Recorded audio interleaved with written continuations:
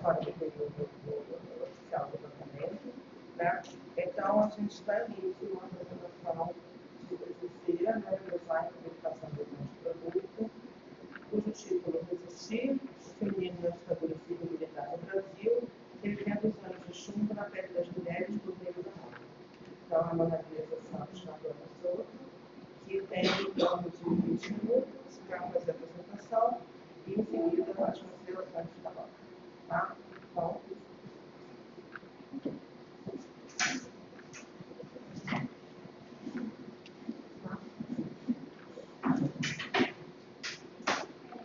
boa noite. Então, hoje eu vou apresentar para vocês a coleção Resistir, que é um projeto de conclusão do curso.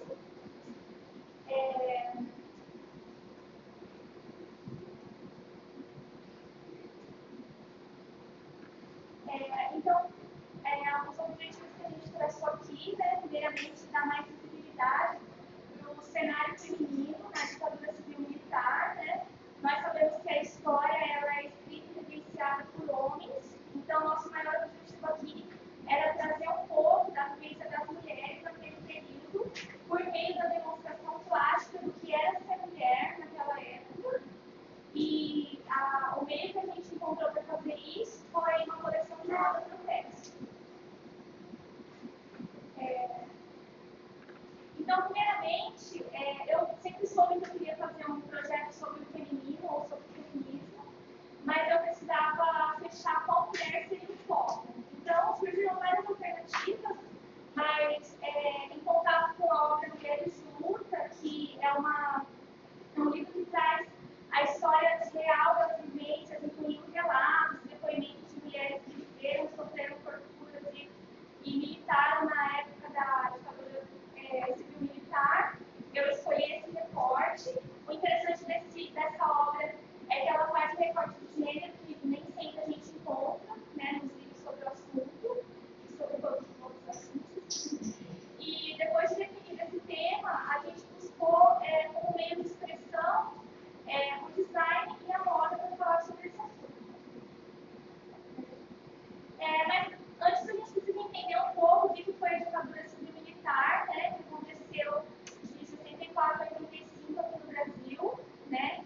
A gente tem que lembrar que naquele momento existia um mundo polarizado entre capitalismo e socialismo, né? E do lado do capitalismo, os Estados Unidos eram uma importante liderança, né? E existia uma visão de que qualquer ameaça, qualquer coisa que fosse diferente da cultura americana, da cultura capitalista, era uma ameaça, era entendida como uma ameaça comunista, né? Então, os golpes militares eles tiveram inclusive financiamento americano sob esse pretexto de livrar os países dessa ameaça comunista, né? Inclusive o golpe aqui no Brasil, né? O golpe de Estado ele teve também forte apoio da sociedade civil, porque naquele momento vivia-se um momento de muito conservadorismo, né? E uma grande característica muito marcante da ditadura civil-militar no Brasil foi todo o aparato de tortura que foi feito sob o pretexto de conseguir informações dos militantes, né? Para ir buscando outras militâncias e outras militâncias. Foi assim, a gente sabe que a tortura ela acontecia não só sobre esse pretexto, mas por puro sadismo também, né? Nesse momento, a mulher, como eu já disse, um momento muito conservador, a mulher ideal nos anos 60, ela era a doméstica, a dona de casa, era a mulher não questionada, era a mulher coadjuvante, né? E essa era a mulher ideal, essa era a mulher perfeita, por tudo que saísse desse molde, tudo que fosse em contraposição a essa mulher conservadora, era punido.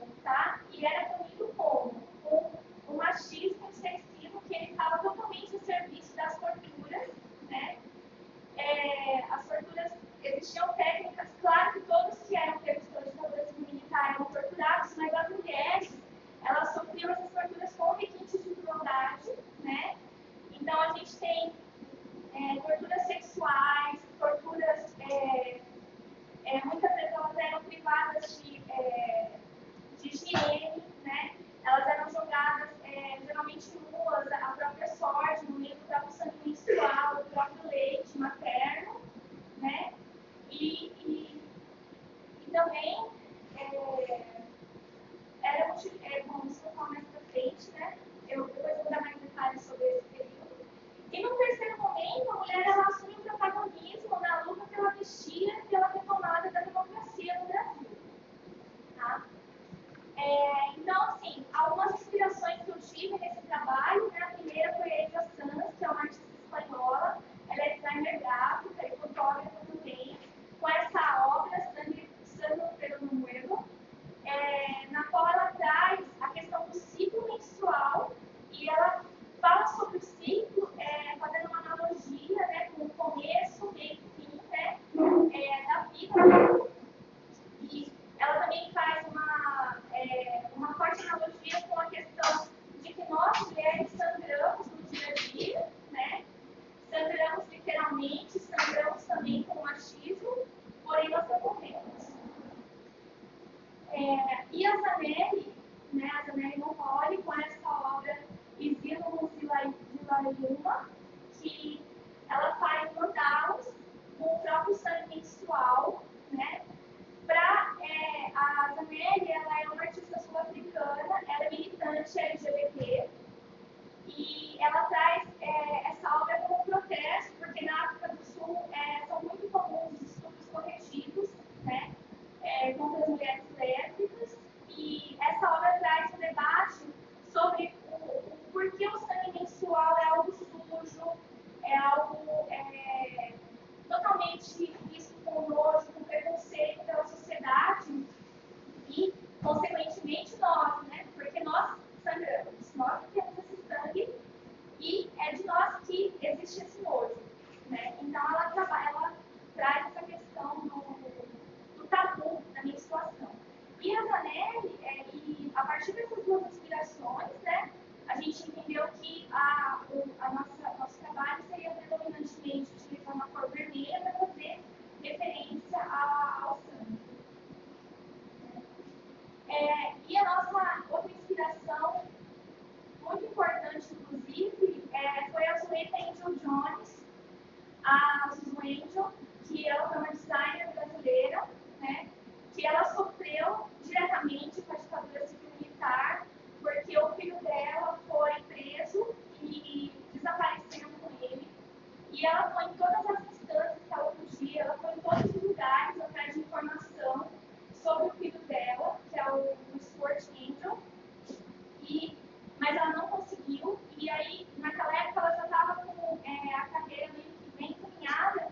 Ela conseguiu fazer um desfile em Nova York em 1971. E no final do desfile, ela trouxe essa coleção de moda protesto. Tem uma imagem para vocês verem, com esses bordados, né? Eram peças brancas com bordados, e os bordados eles eram canhõezinhos, jacks militares e anjinhos feridos. E essa roupa, ela fala sobre a violência, ela faz uma denúncia sobre a violência que ocorria no Brasil na época. De uma maneira absurda, a nossa imprensa noticiou como motivos infantis, né, do cabelo, mas não é isso. E, infelizmente, a Suzu Angel teve um fim trágico em 1976. Ela morreu num acidente de carro que não foi devidamente esclarecido.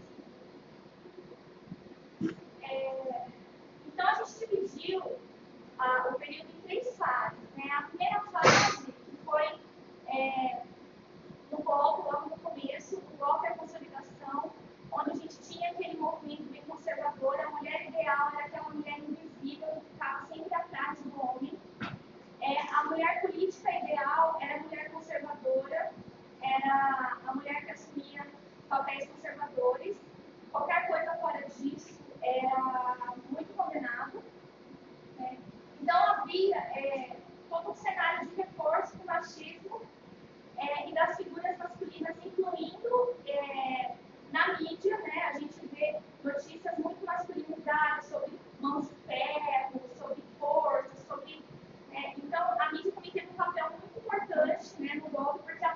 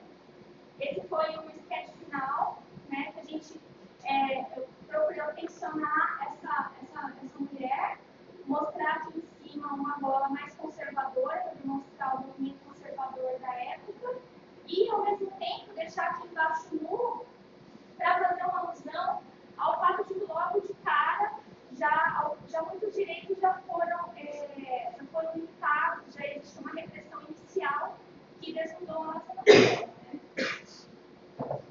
Aqui a gente tem a modelagem de tecido. Né? Foi feita uma costura zigue-zague em toda a volta do tecido, que a gente tem aí. Aqui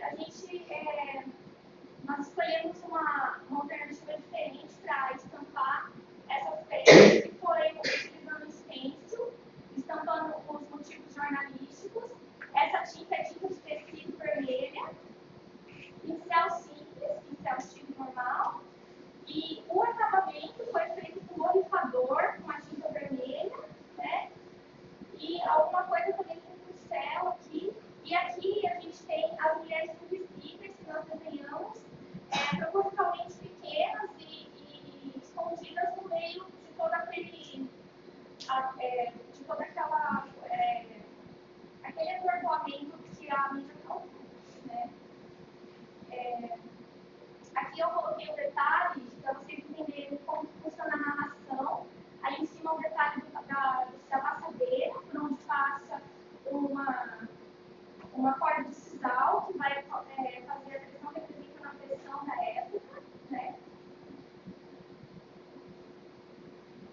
E aqui a gente tem a peça pronta, a nossa modelo, roladinho. Aqui mais duas fotos da roladinha. A segunda fase, ela começa em 1968, com o ato institucional número 5, AI-5. Né?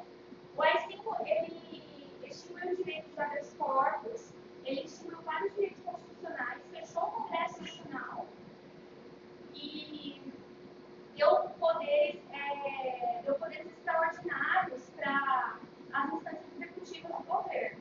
Né? Então, com esse desnível de corte de direitos e poderes extraordinários do governo, o que começou a acontecer? Perseguições, torturas, mortes, ocultação dos corpos.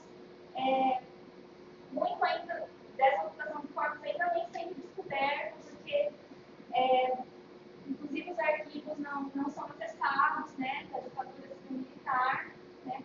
A mulher, claro que todo militante era visto com muito maus olhos pela ditadura civil-militar, porém a mulher militante, ela tinha o que a mais? Ela era vadia, ela não prestava. Então, ela precisava ser punida por isso. Então, o que acontecia? Torturas de cunho sexual, torturas que destruíam a sexualidade da mulher. Né? Torturas de abusos sexuais, a questão do choque intravaginal, que é muito marcante, que é o fio desencapado amarrado no cacetete e colocado na mulher e depois esse fio ligado na tomada. Né? E a privação de higiene, que também é algo bem marcante. Gente, desculpa se eu não subir isso. As torturas de cunho sexual, que foi algo bem marcante, né? A privação de higiene, elas eram julgadas nos calabouços, no meio do próprio sangue menstrual, no meio da sujeira, comparadas e muitas, assim, acabaram de ter neném, então o seio ainda tinha leite, né? E eles utilizavam também as crianças, né? As mulheres que tinham neném, eles utilizavam as crianças como pretexto para chantagem. Então, eu vou quebrar o bracinho do seu filho, se você não falar. Eu vou dar choquinho nele, se você não falar. Então, esse era o tipo de tortura que era feito com as mulheres. Repito, os homens também eram torturados, mas as mulheres tinham esse requinte de crueldade e de sexualidade, de destruição da sexualidade. Aqui eu trouxe um exemplo do que é o pau de arara, só para vocês entenderem, né? Era essa posição. E os abusos, eles aconteciam nessa posição, né, na maioria das vezes. Ali tem o cacetete, que é algo extremamente simbólico do período, né, representa a repressão.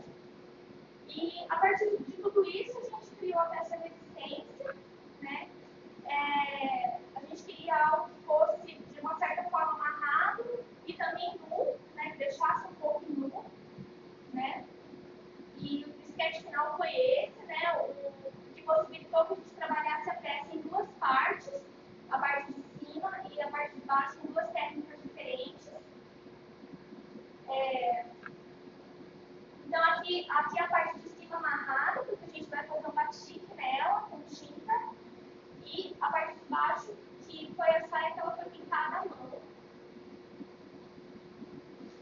Aqui a gente fez um teste para verificar se ia dar certo a pintura manual da tinta de tecido, diretamente no tecido no pincel. E aí deu certo, então nós prosseguimos, né, com o trabalho. Inicialmente foi feito esse desenho, mas depois de algumas reflexões nós entendemos que esse desenho ficaria melhor na terceira peça, porque ele tinha mais a ver com a questão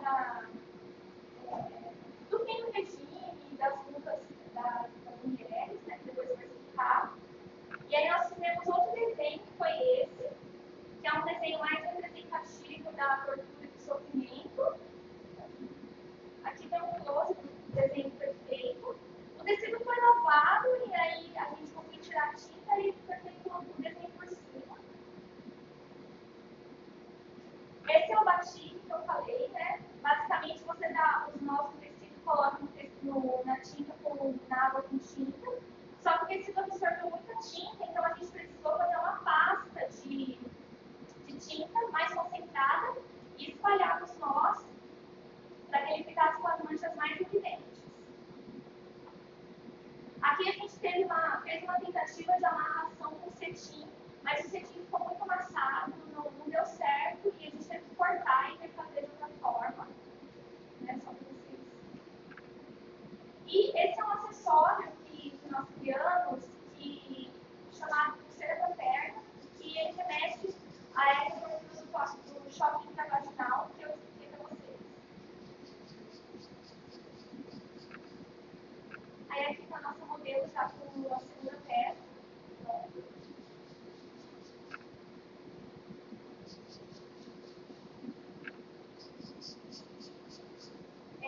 Na terceira fase, que a gente tem que estar como um processo de enfraquecimento da ditadura civil-militar, porque já, assim, a população muito cansada, as pessoas estão muito indignadas.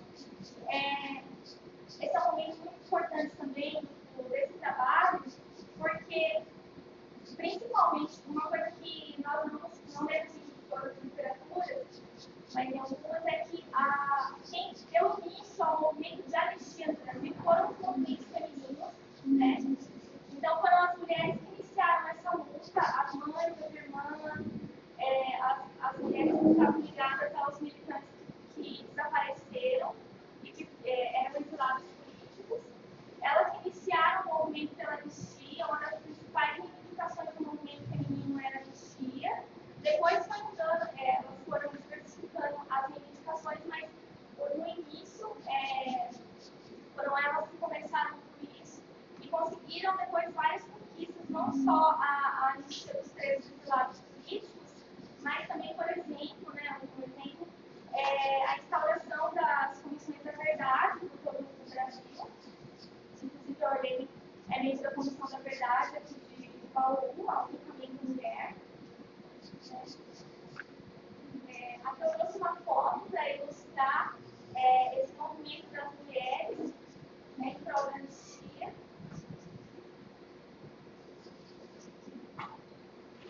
E aí, a partir dessas inspirações, a gente criou a peça virada. Inicialmente, a nossa ideia era fazer uma peça ampla, né, mais livre, porém com alguma amarração para representar todo o sofrimento, né, pelo qual as mulheres passaram. E esse foi o desenho final da nossa peça. Aqui eu tenho uma imagem dela já costurada. Atrás a gente precisou fazer uma amarração porque ela caía, ela não ficava, então a gente fez uma amarração atrás dela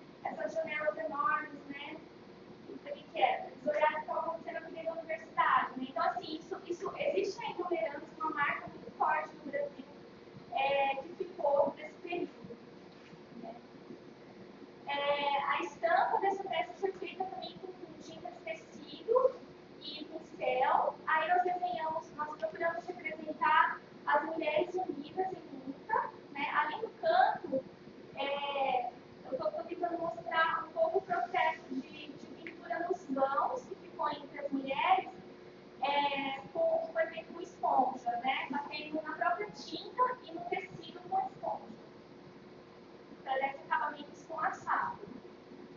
Aqui a gente tem a peça pronta, na bola de, né?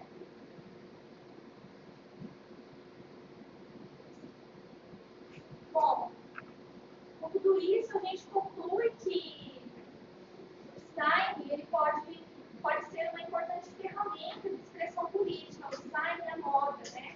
E nós podemos, por meio do design, reviver momentos marcantes da história, trazer de novo o debate para esses momentos, refletir sobre os prejuízos, refletir sobre o que aconteceu, refletir sobre o sofrimento e entender tudo isso para que isso não ocorra mais, né? É muito importante que a gente entenda esse passado e conheça esse passado do nosso país, né? E o design ele pode servir para isso. E além do mais, né, essas peças também são uma homenagem às vidas perdidas, às pessoas que sofreram, que perderam seus parentes, né? E principalmente uma homenagem, né, a todas essas pessoas que sofreram as consequências da ditadura civil-militar no Brasil. Aqui estão as minhas referências, né? Muito obrigada. Agora a gente vai começar o desfile, tá?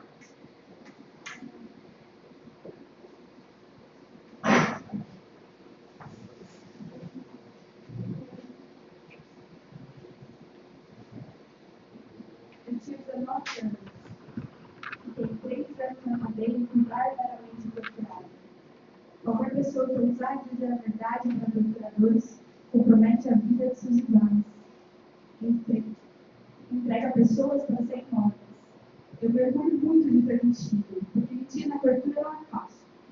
Diante da tortura, quem tem coragem e dignidade fala mentira. Sobre torturas no Algará, na cadeia do Dragão, levei muitas surpresas, fui torturada por votos, tive 3 dentes quebrados. Éramos torturados completamente nus. No choque, você matou, urina, menstrua, todos os seus crimes saem. A tortura era feita sob xingamentos como vaca, puta, galinha, mãe puta. Você dava todo mundo. Algumas mulheres sofreram violência sexual, torturadas. Eles apertavam meu peito, passavam a mim, colocavam a minha caixa no carro de vassoura, tudo aberto e enrolado. E deram choque. Eu fiquei por 3 meses na solitária. Se eu saía parecendo advogada, eu sou de tortura. Era choque elétrico, pau de arara, espancamento, tortura sexual. Eu estava totalmente nua e eles ficavam passando a mão em mim e apagavam a ponta de cigarro no meu seio. Quando perceberam que nada me fazia falar, me levaram no leite e ficaram virados para um ponto policial no estado. Lá, eu fui torturada das 7 da noite até o amanhecer sem parar. Eles tinham um cacetete cheio de pontinhos que usavam para esticar os pés e andar enquanto eu estava pendurada de cabeça para baixo. Quando eu já não aguentava mais, me tiravam do caldeirado e me estupravam no chão.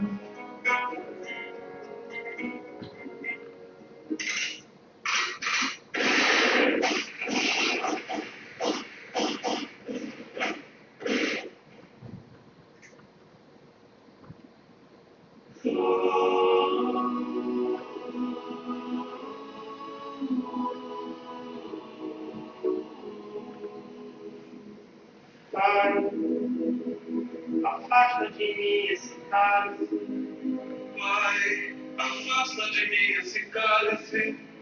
Pai, afasta de mim esse cálice. De ruim tinto de sangue. Pai, afasta de mim esse cálice. Pai, afasta de mim esse cálice.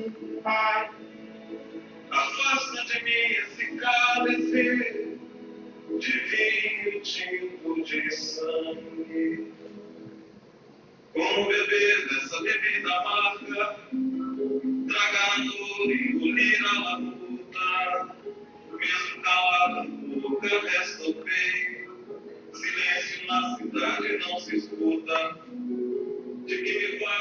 ser filho da santa, melhor seria ser filho da outra real.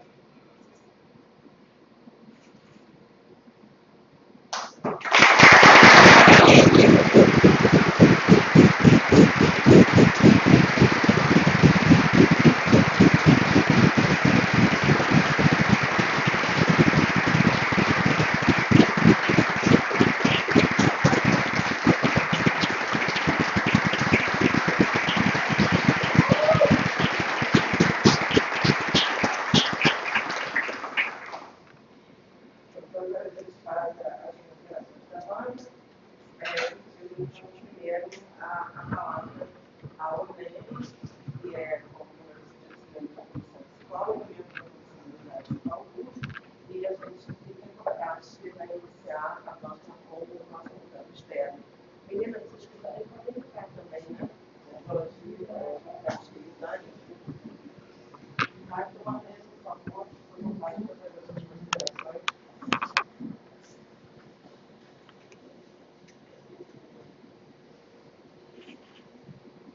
Bom, agradeço muito o convite e estou gostando disso.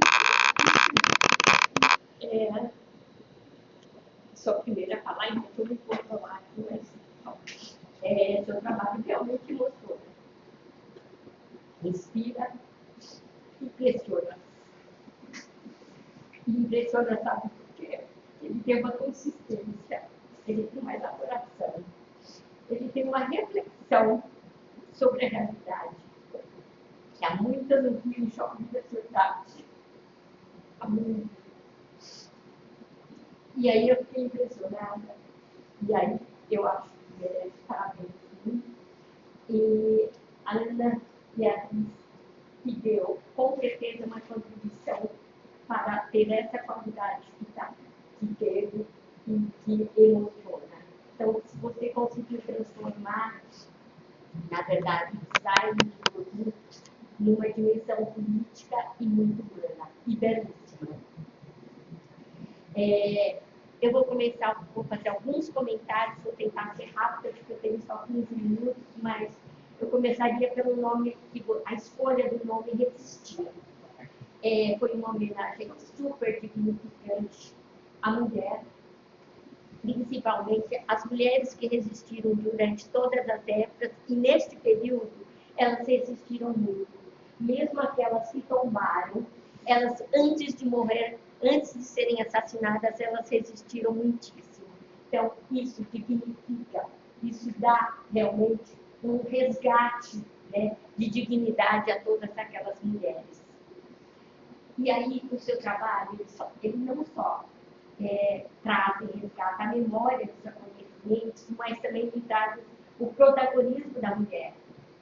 E ele traz também e ilumina lacunas incríveis da história que vocês com certeza não sabem, ou não sabem como deveriam saber, porque ela foi oculta, ela não está realmente na história oficial desse país.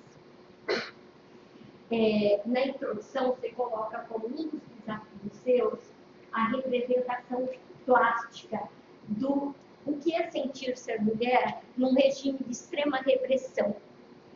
E aí eu diria que você expressou nesse desafio uma extrema coragem. E assim, aí dá para perceber que o nível de informação, Mona Lisa, de aprendizagem que você conseguiu, né, em todo esse período da sua vida, incluindo profissional, é extremamente diferenciado. Outras pessoas também tiveram semelhante oportunidade e não tiveram essa reflexão que você tem. E posso afirmar que a sua contribuição, a contribuição desse trabalho, vai muito além do resgate da memória, porque ele traz e divulga, sabe, uma história e um silenciamento que foi oculto, obrigatoriamente oculto.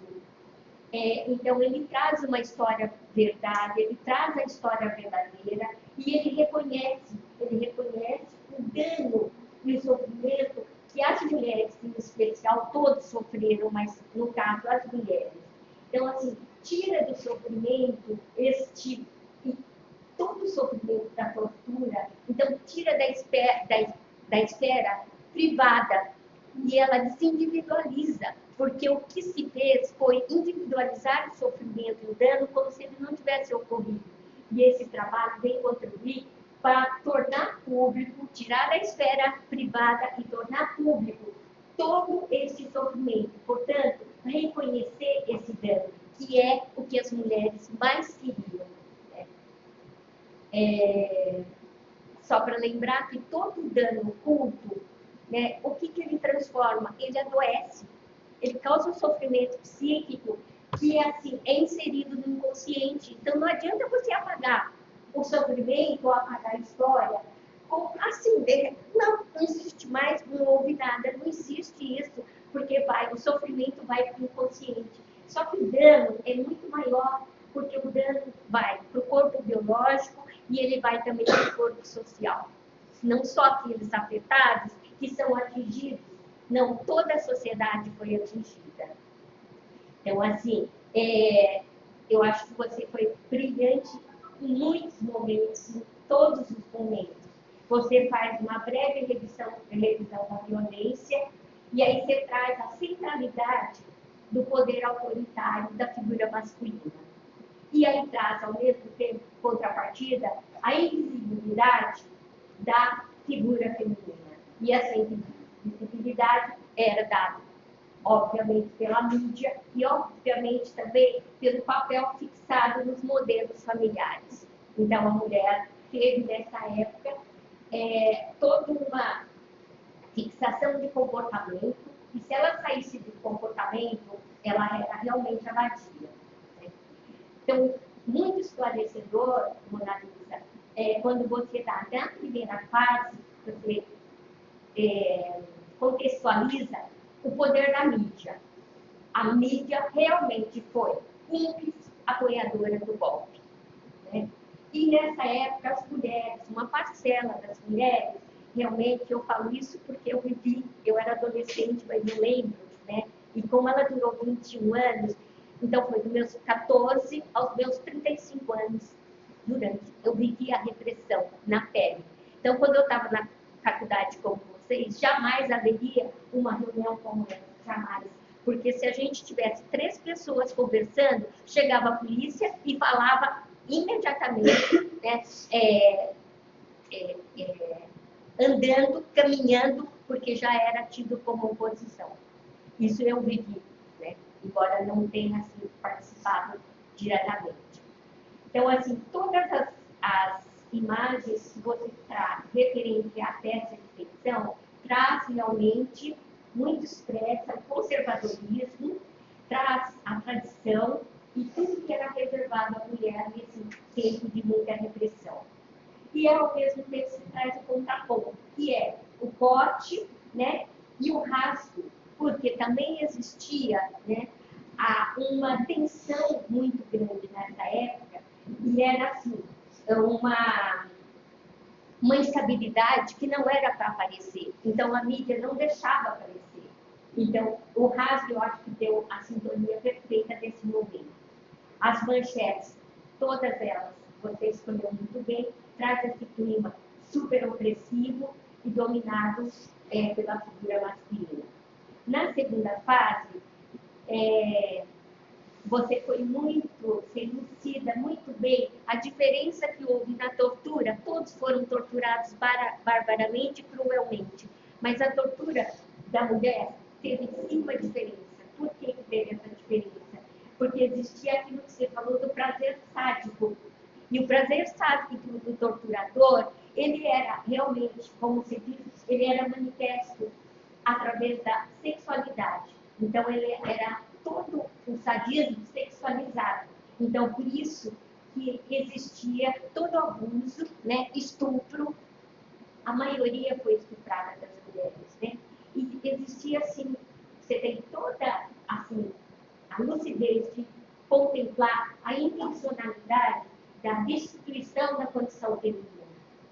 E isso era assim, qual corpo que se tentava destituir o feminino? Qual corpo? Aquele corpo que era o Badiou, aquele corpo que usou transgredir aquele corpo que ousou tirar, subverter a lógica da docilidade da mulher, que era aquela dona de casa, né?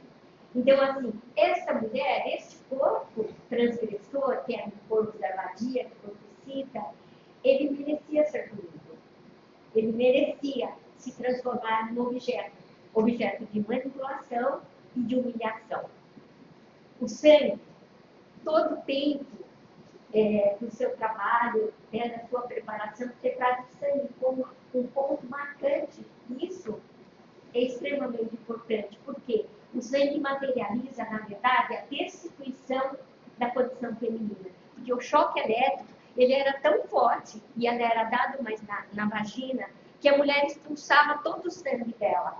E esse sangue era o sangue da menstruação.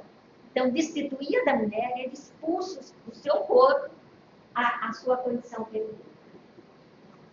Então, assim, muito sábia da sua parte, trazer forte essa cena do sangue. Primorosa também foi as imagens da festa da resistência. A simbologia da sangue e também a simbologia da nudez.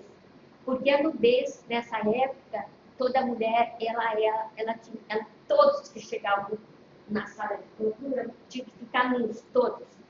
Agora, as mulheres, elas tinham assim, a nudez, ela era extremamente um momento de desproteção total, né? Porque era este momento em que tinha um desamparo, porque o seu corpo era desqualificado todo o tempo e era abusado todo o tempo por todos os torturadores que tinham na sala. Fora tudo que eles diziam, né? Além de abusar, de apertar, de fazer, eles diziam coisas horrorosas, que era a vadia, né? A vaca, a subversiva. O cacetete, claro, um símbolo fálico, que foi muito usado, e ele foi usado muito para o estupro, né? Tanto anal como vaginal. E aí, para mim, ele significa realmente a covardia e o sadismo, né? Usado com o corpo dominado. Na terceira fase, já terminando, traz muito legal, muito bem, de uma forma muito transparente, né, o enfrentamento, né, e o protagonismo das mulheres em todos os espaços, né, a resistência à tortura e também, de maneira muito forte, a mobilização e a organização política, que também foi iniciada pelas mulheres. A peça virada, ela ilumina, ela dá visibilidade ao papel da mulher. Então, assim, você conseguiu confeccionar realmente, ressaltar quando a mulher se apropria do seu corpo. Então, assim, aparece, né, que aparece um corpo livre, um corpo livre para pensar, livre para fazer, livre para decidir e livre para ter poder. Eu queria dizer que o seu desfile me lembrou outro desfile, que foi o desfile da Blue Angel, né? Que foi o que te inspirou. E o desfile que foi o desfile da insanidade. Me lembrou também o desfile da insanidade, que é onde as mulheres eram obrigadas a desfilarem nuas, né?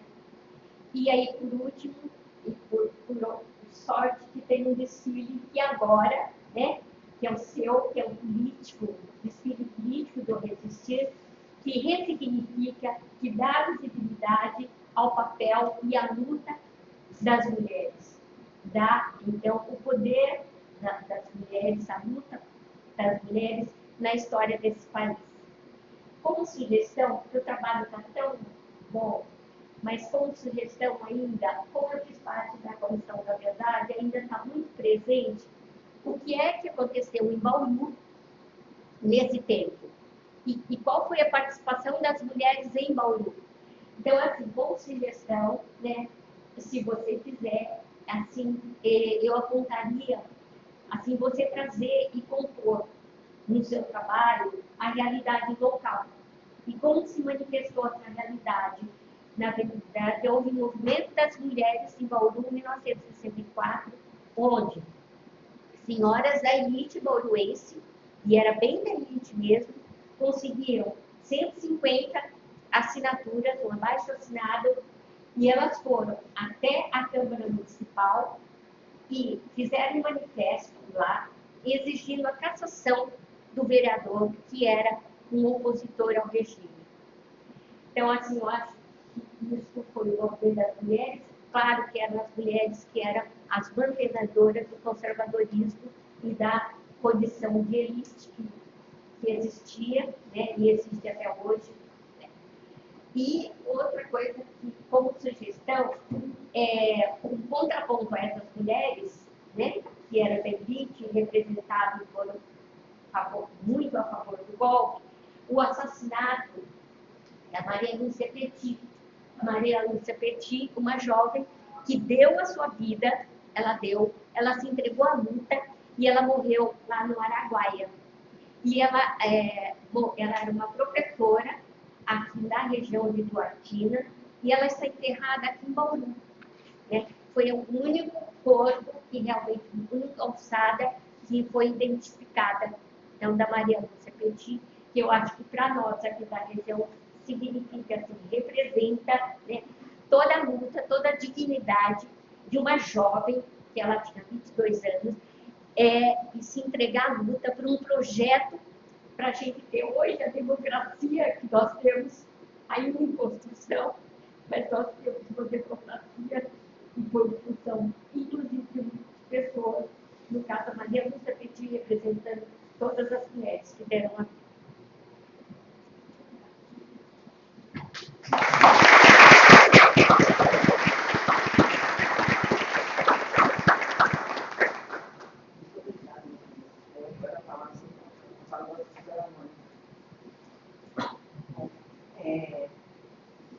A gente precisa tomar água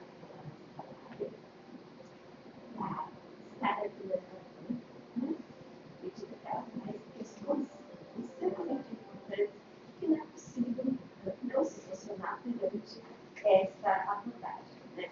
Até porque eu não começo o trabalho, dando parabéns para a Dona Leandra, né, na condição desse trabalho e pela coragem desse enfrentamento. É muito mais difícil, né, se pensar na criação e no projeto quando a gente lida com questões que são também muito difíceis de serem enfrentadas. Né? Na verdade, a gente põe a mão no sofrimento alheio e o nosso, porque também a gente sofre nesse processo. Né? E é tirar daí essa criação, eu acho que isso você faz de uma forma brilhante. Né? E sem dúvida, é muito corajoso e muito importante fazer isso, porque, primeiro, apesar de toda essa história de vida, e principalmente porque a mulher, né, sempre fica relegada a um segundo plano, seja numa situação política de tortura, e seja na situação profissional, e seja ainda na universidade, tanto na esfera das alunas como na esfera da professora. Né? A gente sabe disso e sabe como é difícil uma mulher hoje se colocar ainda, né, apesar de tudo que foi vivido. Então, quando você toca nesse ponto, é super importante para divulgar que pequenas coisas, que não são tão pequenas assim, como elas denunciam. Né? Então, eu já vi situações de estar em universidades, no âmbito privado, em que as salas inteiras são de vidro, e ter muitos alunos que estavam lá naquele evento achando lindo. Na verdade, não é. Né? É total perda de privacidade e é uma origem que continua presente na ditadura militar. Né? Que a gente tenha vivido diretamente, tenha vivido um pouco daquilo, tenha vivido isso pelo conhecimento da própria história, isso tem que continuar sendo denunciado. E mais ainda, né, que acho que é uma coisa super importante, pelo momento político que vivemos. Não há muito tempo, pouquíssimo, muitas pessoas saíram à rua pedindo a volta do regime militar. E isso é assustador em todos os âmbitos. Né? É assustador. Então, a gente tem que ficar o tempo todo denunciando e falando o que é isso, para que não se caia nessa possibilidade de novo, de um governo, de ações políticas que são super retrógradas. Né? A gente já avançou muito. Né? Então, tem que se falar nisso. Então, é super importante esse papel da conscientização. E da conscientização também da figura da mulher, né? Perante essa enxurrada que a gente recebe diariamente da mídia, né? Do que se vive ainda, apesar de todos os avanços. Né? Então, sem dúvida, o seu trabalho é super importante nesse sentido, no sentido de retomar, de conscientizar e de falar também que nesse universo da criação, no universo do projeto, não vai se lidar só com as coisas lindas, com as coisas inspiradoras, românticas. Não, poética também se constrói pelas relações que são de situações terríveis. Né? E nesse âmbito é muito importante o meu trabalho, porque aí sim que a gente tira o design e a moda da futilidade. Aí sim que a gente tira o design e a moda da margem. Né? Porque quer que se fale, todo mundo acha muito bonitinho, porque a moda cada vez mais tem um mercado imenso de design, foi lá conversar com a moda por uma questão econômica, né? Tremendamente as pessoas aqui no Brasil e dentro do nosso círculo, inclusive, engoliram a moda com o design por questões econômicas, mas ainda fica no universo do fútil. Se a gente pensar em termos de Brasil, nós temos 2 ou 3 designers que saem desse patamar, o restante não. Né? Então, é muito importante se tire isso. Também é muito importante se tirar o design dessa esfera da atividade, né? Que é da coisa engraçadinha, que vai se colecionando, vai se produzindo. E, na verdade, olhar muito mais por essa questão da própria sociedade, pela questão política e pela ação política. Né? E isso você traz aqui. Então, é uma questão super importante nesse aspecto. Né? Quer dizer, como é fazer esse projeto a partir de dados reais, a referência é real e é cruel, mas que ela tem que continuar sendo divulgada. E é uma outra leitura, que vai tocar as pessoas, não só pela própria história, pelo que foi produzido enquanto uma mini coleção aqui apresentada, e como é que cada um desses elementos da coleção, eles vão falar sobre uma determinada história. Né? Há muito ainda que se falar de tudo que aconteceu, há muito que se falar sobre as mulheres, há muito que se descobrir quem eram essas mulheres que a própria história escondeu. Não só em termos políticos, mas se a gente for pesquisar a história da mulher, por exemplo, na arte, são poucas, e se, por incrível que pareça, e ainda um dado que eu vivenciei na semana passada, já estava lendo no meu trabalho, eu fui a uma exposição de design e moda em que existiam 87 trabalhos expostos, 29 artistas homens destacados, 8 designers homens, como designers de moda e estilista, e o restante desconhecido. Ou seja, a própria história não tem.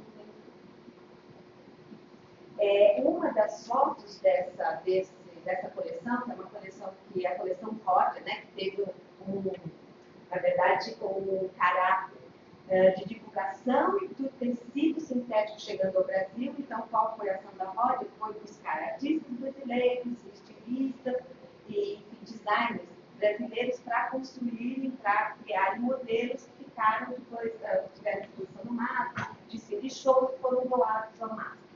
Por isso o MASP tem essa coleção hoje. E aí, em algumas fotos da imprensa da época, das revistas importantes da época, Manchete, por exemplo, até aparece a Tomiotaki entre as pessoas. O nome dela não aparece. Ela não aparece na exposição. Então, quem consegue reconhecer lá numa foto da década de 60 uma das mulheres artistas desse país, consegue perceber que não. E isso passa, né, de uma maneira completa. Olha, é outro dia, né, se a gente falar década de 60 faz muito pouco tempo que ela existiu. Então, como isso continua? Se a gente for levantar quem são as mulheres designers desse país que participaram da história que foram documentadas, são pouquíssimas. É assustador. A gente conta que não dá para encher as duas mãos. Né? Então, é por isso que esse trabalho tem essa importância também.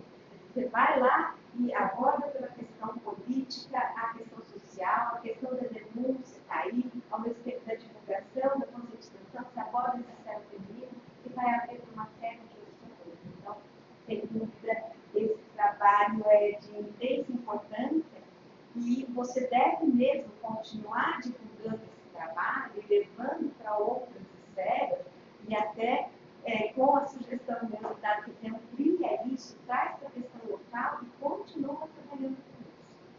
Porque o design é um instrumento e é uma linguagem que propicia para isso em vários âmbitos. Tanto é que você traz esses vários âmbitos aqui. Né? As suas escolhas projetuais, em termos gráficos, né?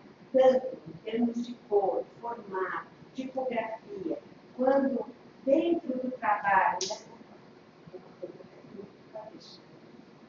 quando dentro do trabalho, né, a gente vai lendo esse trabalho, não sei se todos estão aqui, e delicadamente, né, entre aspas, vai caindo essa gotinha de sangue aqui, né, já vai também falando, olha, aquele isso se refere, quais são as escolhas projetuais aqui, né, e qual foi essa seleção projetual. Então, isso é um aspecto muito super importante. Na apresentação da coleção, é esse cuidado também, de não só desenvolver a coleção pautada em questões muito bem amarradas com uma referência teórica, com o conceito do próprio trabalho, quando você vai trazendo todos os detalhes de cada uma das peças da coleção, esse corpo que ele está aberto, esse vestir que não cobre tudo, né? O próprio processo das estampas que foram entregadas, né? E como elas foram desenvolvidas, você vai fazer, esse tudo vai apontando. É o fio que está dentro da roupa, é a corrente que está ali presente, né? Então, tudo isso vai falando.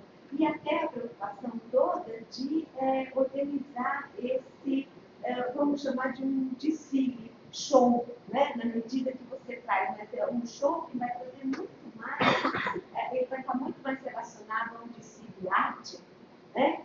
Na medida que vai trazer toda essa experiência que a gente passa também, vivenciando o que você trouxe como essa performance, né? Na medida que as modelos que a preocupação de uma produção, porque isso é uma outra coisa super importante, quer dizer, o desenvolvimento da coleção não é apenas a peça de roupa, é muito além disso, é toda uma produção em termos desse corpo que vai vestir, como esse corpo vai estar, né, portanto, essa roupa se apresentando, é a maquiagem, é o cabelo, é o fato de estar descalço, porque tudo isso conta. Então, tem uma produção que não fica presa só apenas à criação dessa roupa. A gente vai ver isso aqui, mais os depoimentos, que foram, sem dúvida, marcantes, importante a seleção musical. Então, tudo isso, né, traz essa completude na sua formação, Mona Lisa. Acho que a Mona Lisa também aqui, a gente pode destacar também que é uma aluna com uma ação em sala de aula muito positiva, né? Então, uma aluna que dá prazer da gente trabalhar em conjunto, muitos alunos são assim, e esses alunos a gente vê o decorrer do trabalho, como isso vai no processo presente, então acho que isso é uma coisa super importante também. E finaliza esse curso de uma maneira brilhante, né? Na medida que trabalha tão bem algo tão difícil, tão cruel e ao mesmo tempo tão importante de ser falado. Então é isso. A coleção está muito legal, não tem muitas questões em termos estéticos de se falar da coleção, porque essa coleção é antes de tudo simbólica, é antes de tudo de denúncia. Né? Então, isso é muito importante, por isso que tem que continuar acontecendo em várias possibilidades. Nós temos uma carreira muito brilhante ali. E o design, o modo importantes assim. Parabéns, obrigada pelo convite. Você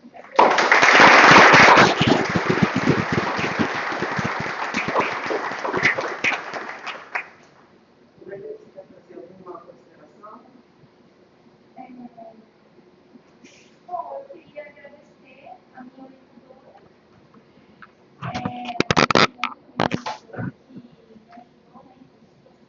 eu queria agradecer muito a Mônica, porque eu conversei muito com a Mônica antes de fechar esse tema, e ela me ajudou muito também.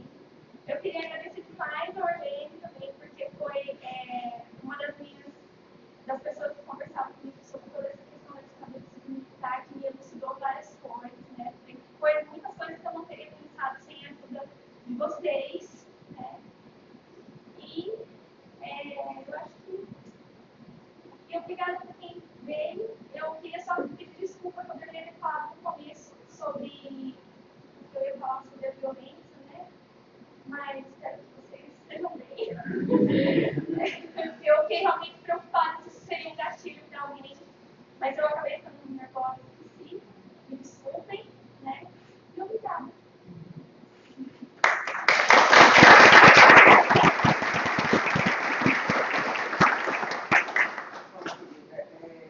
Eu só posso dizer a você que a tecnologia tem que ser uma organização desse processo de acompanhamento de perto, né? Assim, aconteceu cada pedacinho, né? E aí, assim, deu errado e ela conseguia dizer que deu errado e finge que deu errado, entendeu? Hoje em dia, poxa, a senhora deu errado, mas eu vou fazer de novo, né? Então, assim, teve trabalho nisso, teve trabalho. Né? Não foi uma coisa assim, que nós temos que ter trabalho. E isso está muito claro, irmão. Agora, nós vemos que todo mundo não tem acesso, né? Talvez de debater depois, porque é esse registro, né? Eu sou uma professora que sempre oriento dessa forma, eu valorizo muito o processo, né? Eu acho que o processo é o mais importante, principalmente no registro, porque quem vem depois não precisa ver o resultado bonitinho e tal, precisa entender, né, que teve trabalho, precisa entender que técnicas ela experimentou, né? Então, é um relatório que é um registro de um processo de pesquisa, que fica para quem vem depois entender isso, entender que é claro, né? Então, assim, o seu projeto é um exemplo disso, um exemplo de trabalho, né, de processo projetual. O tempo inteiro, cada coisa teve uma questão, cada coisa teve um pensamento, cada pedacinho disso teve uma reflexão, né? Então, assim, sem dúvida, a questão, né, o tema foi uma coisa muito, muito forte para todo mundo, né? Eu nasci no ensino, nasci em 68, no ensino, falei isso na Margarida, né? Eu, da barriga da minha mãe, eu fui um instrumento para salvar pessoas, porque minha mãe conseguia, eu morava no Rio de Janeiro, né? Que tinha o quartel da terra, que poucas pessoas, né, quem militou sabe que foi o quartel da terra, né? Foi o quartel principal de tortura nesse país, né? O DOPS do Rio de Janeiro era o nosso sul, né? O Rio de Janeiro, por ter sido capital federal, tinha os primeiros distritos do Ministério do Exército, até hoje lá, o Ministério da Marinha, antes de virar, né, Brasília, com os ministérios, até hoje o Ministério do Exército é do Rio. Então, a minha mãe grávida de mim, ela passava, conseguia furar o bloqueio dos militares e sempre com fusquinha conseguia esconder algumas pessoas, particularmente amigos pessoais dos meus pais, né? Alguns conseguiram fugir do país, né? Outros conseguiram exílio e muitos morreram dentro da terra. Então, eu vivi isso muito de perto. Eu ouvi relatos de pessoas que perderam o irmão, que perderam a mulher, e fora isso, as pessoas sumiram, desapareceram, os corpos não foram encontrados, né? Você não, a gente nem sabe o que aconteceu com as pessoas, né? O que a gente tem hoje, né, importantes comissões de verdade, né? O livro, né, Brasil Nunca Mais, que trouxe isso à tona, as pessoas que militam nessas comissões na busca desses nomes, e a gente sabe que ainda estamos na ponta do iceberg, né? Para quem tem a dimensão do que foi a ditadura militar, a gente está na ponta do iceberg. Né? Então, é um tema muito importante de ser trazido, né, para vocês, né, para essa rapaziada, para essa moçada aí, né, que sem dúvida não vivenciou isso, né, não pensou, não vê, né, se vê pouco, filmes de ficção, né,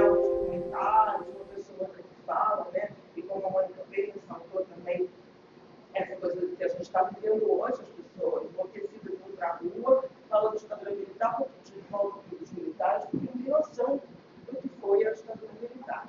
Né? E como o Rodrigo falou, nós não estaríamos aqui hoje com o governo militar. Eu já estava presa, já estou subindo com faz tempo, muito tempo. Né? Então, eu penso que é muito importante que nós devemos isso, né, da maneira como você pôs, com a delicadeza, né, com a tranquilidade, né, em cada etapa, pelo menos aparente tranquilidade. Né? Assim, queria também agradecer às meninas, né, que foram parceiras, né, a Gloria, a Angélica, que foram parceiras dos ensaios, né, quem estava aqui hoje também te ajudando, lendo de improviso, não sei o quê, né? O marido que foi um companheiraço, né, esse tempo todo também, né? Ela dizia assim, Maria, até o trabalho está vermelho, até o trabalho está vermelho. Então, o Ricardo está vermelho também o tempo todo, né? Então, foram pessoas muito importantes, né? Eu sempre tive essa filosofia, né? A produção orientadora é uma produção de acompanhar, né? De estar junto, né? De estar pontuando coisas. E o trabalho foi muito bom, né? Porque eu sempre não trabalho. O teu relatório, né? Corrigiu que poucas coisas, uma coisinha ou outra, você tinha feito muito legal. Você tinha muita. Você teve realmente teve um aprendizado pessoal ao longo da sua formação, né? Porque você chegou no caminho, pronto, né? E juntou essa coisa profissional, fundamental também. É importante isso também, né? Você juntou o mundo real que você vive de trabalho, né, com o mundo da universidade.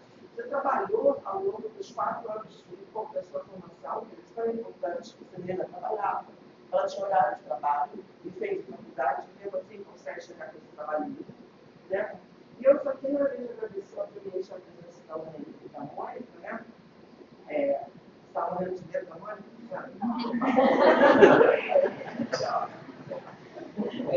Eu só tenho a te agradecer, né, pelo prazer, né, de acompanhar esse processo seu, né, te agradecer pela confiança, né, de assinar como vereadora, além de dar os parabéns, desejar que você realmente seja feliz, né, continue.